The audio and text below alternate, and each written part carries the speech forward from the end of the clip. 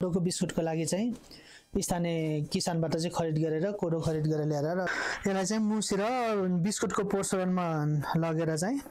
हाम्रो हैन यो कोदोको बिस्कुट पकाउनको लागि अनि बेकरी जन्य पदार्थ पकाउनको लागि बेकरी तथा केक पकाउनको लागि चाहिँ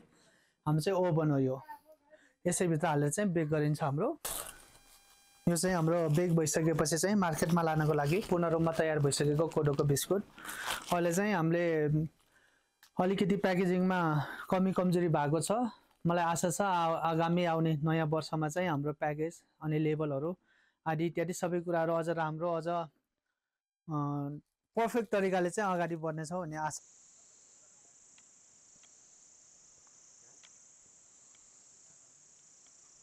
स्थानीयले नै उत्पादन गरेको मह स्थानीयले नै उत्पादन गरेको चाहिँ तपाईको उखुको रस अनि स्थानीयले नै उत्पादन गरेको कोदोलाई चाहिँ हामीले खरिद गरेर चाहिँ अलिकति बजारको चाहिँ सामानहरूलाई हामीले चाहिँ यो कम होस् हाम्रो स्थानीय चीजहरूले चाहिँ मार्केट पाउन पर्छ बजार पाउन पर्छ भन्ने हिसाबले चाहिँ हामीले यो कोदोको बिस्कुट उत्पादन गरेका हौं।